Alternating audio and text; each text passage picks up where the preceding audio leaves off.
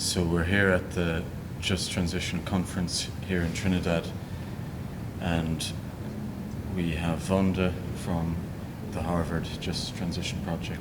So can you tell us first a little bit about your project? Sure. So the project that I'm working on is called the Investing in Just Transition. It's a partnership between the Harvard Kennedy School's Initiative for Responsible Investment and the London School of Economics Grantham Institute, where my colleague Nick Robbins is located. And it's really an effort, and then in partnership with the Principles for Responsible Investment and the International Trade Union Confederation. So it's an effort to really bring investors into the discussion around the just transition. So we've seen a lot of engagement the last couple of years before, and then especially after the Paris Accord and the inclusion of the just transition in the agreement, and a lot of action by governments, by civil society, and what we're trying to do is sort of promote investors to engage in the just transition. So we started off with a discussion paper about why they should care and why it concerns them, and then we've more recently published in December actually sort of a guide about how investors might approach the just transition looking at the whole portfolio. So that's the project. And you've been here at the conference for a couple of days.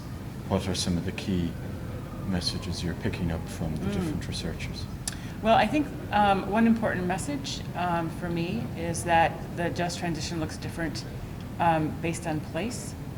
So here we're in Trinidad, and the Caribbean discussion of moving from an oil and gas heavy dependency economically and for a fuel source to renewables is going to be different than how it looks in Scotland, how it looks in the U.S. And so I think that geography and place-based nature of the just transition is important, and it's something that I've been thinking a lot about as I've been here the last couple of days. And then because we're really focused on investors, it also is dependent on the way investors can both engage with companies, which an engagement with BP is going to look different here than it will in the US, as well as how do they invest in the renewables and how do they best promote it. So I think that that's really been one of my takeaways. I also have really valued hearing from the different perspectives from the academic research that's been involved in the just transition. So because I'm sort of in this world of investors, hearing the last couple of days from the law professors and students, from people who are in geology and in the sciences and so forth, has actually been a very rich discussion to bring the disciplines together. And if you were to pick three major challenges for the just transition, what would you say they are? Three challenges for the work that I'm doing, or just sort of like globally?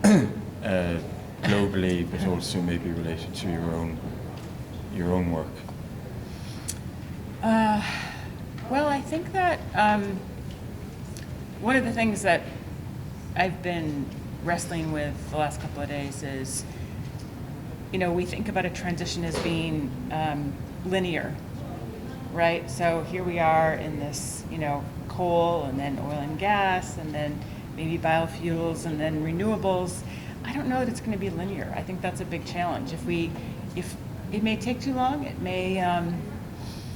may be far more disruptive than that. So I think that's one challenge in terms of our thinking, as well as a parallel challenge, which is one of, those fuel sources, oil, gas, coal, are very extractive.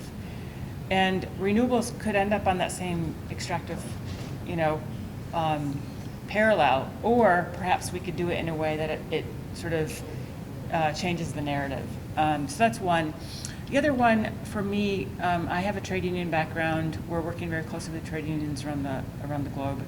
Is there's been a lot of talk about the jobs created in the renewable sector and a shift to a low carbon economy. But I don't know that those are going to be good jobs and jobs that people can sustain a family on. So if we don't include that into the discussion, we're going to be left with increased inequality, the sort of political dislocation that's been happening already, as we've seen it, and the sort of fragmentation of society. So I think that's a real danger if we don't think about not just the jobs and then the impacts on community, but also the quality and how that becomes more sustainable. That's two. Is that enough? That's enough. And just a final question: how important do you think, collaboration and working together on these issues in the just transition is? Well, so I think the whole premise of the project I'm working on is that we must collaborate.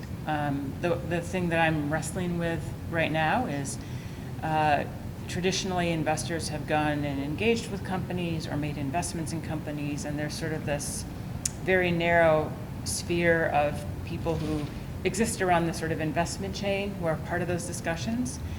And so I'm thinking about how you include more voices in that.